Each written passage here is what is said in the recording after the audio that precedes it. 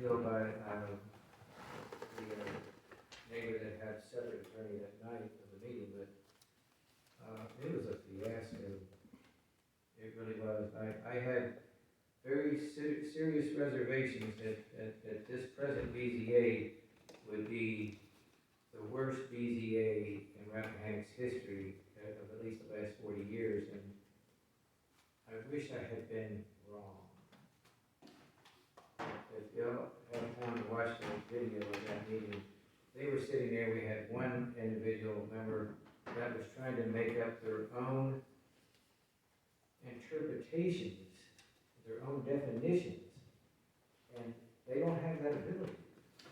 And that's how the whole thing started off. They had, without voting approval in a previous meeting, they had the chair who had contracted for legal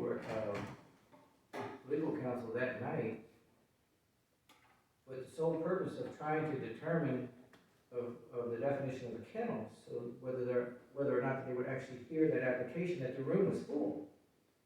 It was unprecedented, I believe. I believe if they were going to do that, they could have simply not scheduled it for a public hearing and then voted to have legal counsel there and went through that part of the process. But I don't even know that they were actually enabled to do that, because I thought prior to an application, that was a purview of the zoning administrator, which Mr. Curry brought forward that night, and so did Mr. Brown, who was sitting over here representing the applicant. That actually was a purview of the zoning administrator to make a determination, and since they weren't appealing a decision that night, that it was actually out of place on the agenda. So it was just a real fiasco. And then the chair, when I asked a question, he told me to sit down. And he had several members of the BZA had conversation with different people in the audience leading up to that point. I asked one question, I'm told to sit down, and then he says, this is between you and me, or you and I don't know exactly how he worded it.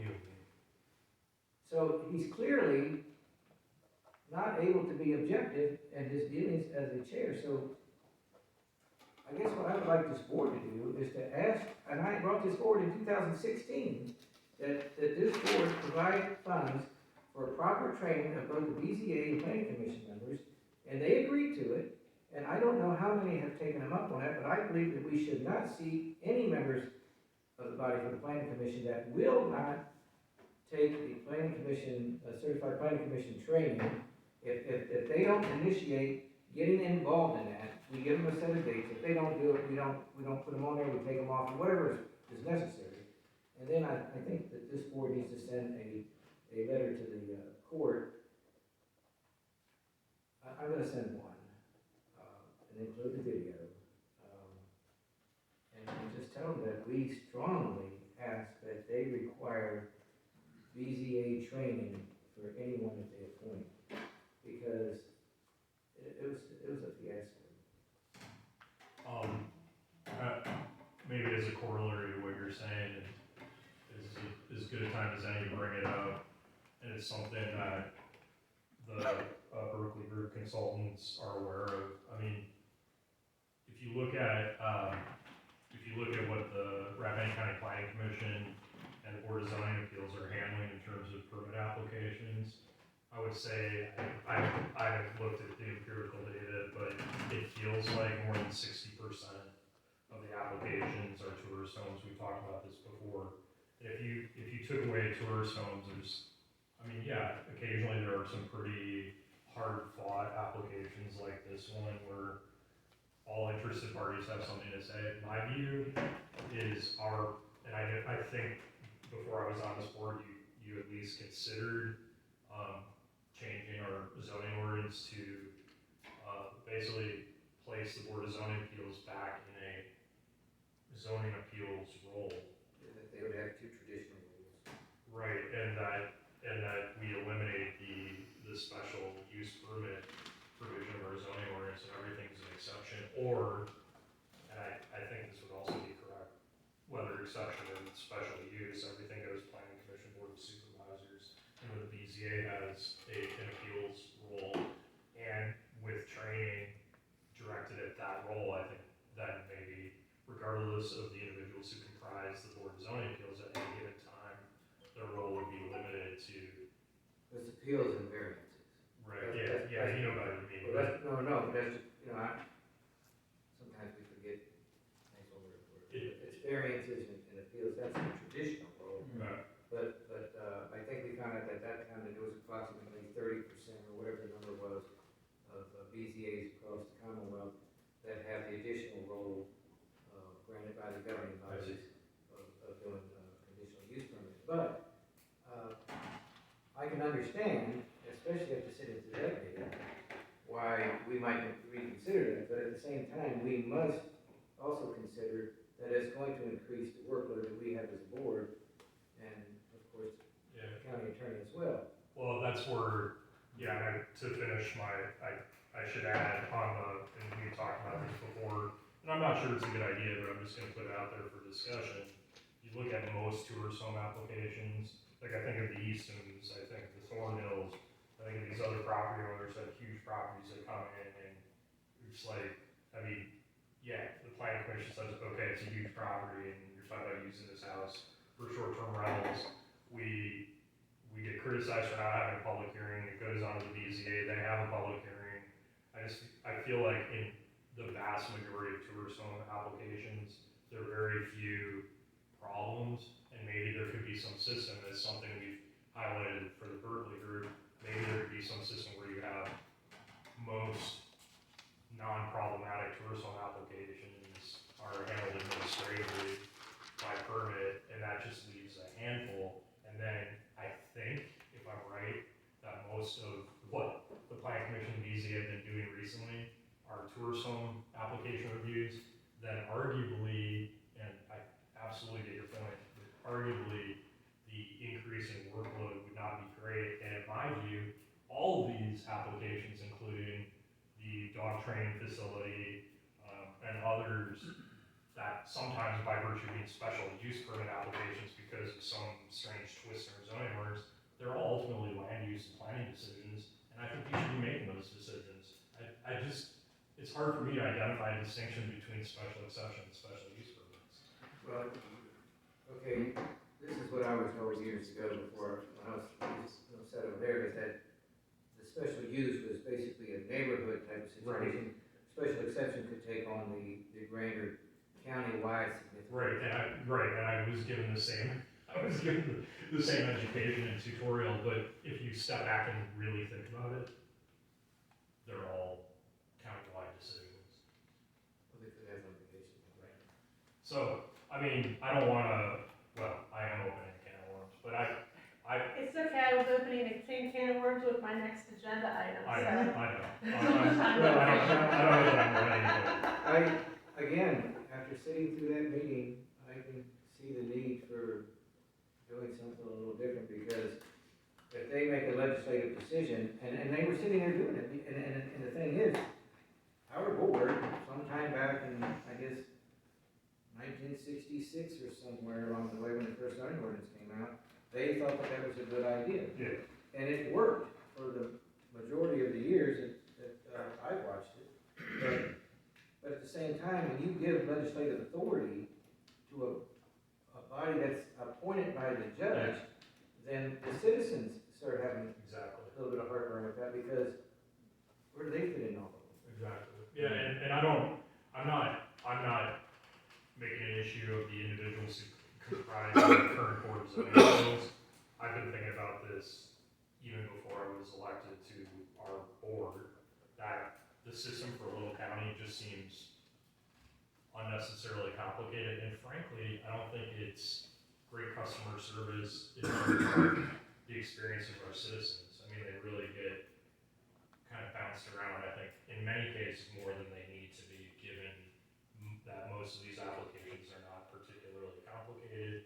The most recent one obviously got a lot of attention, but most of them, it's like, wow, okay, I'm coming to the planning commission for a preliminary review.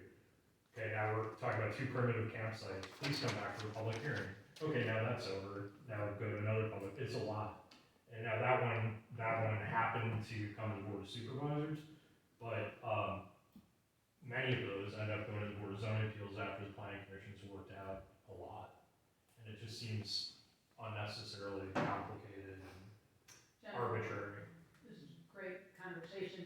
Was there something, Mr. Fraser, you wanted, because I see it's for action, discussion, information, do you want to?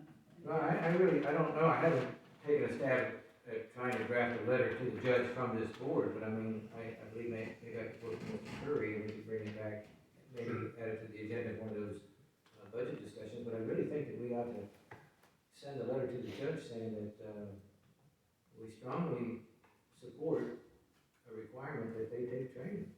I think you mentioned the Board of Equalization is mandated to take Right. training before they can receive as an AV member, but BCA isn't a parallel requirement. It appears that with the BZA, it's not enforced. I Does think, everybody watch that video?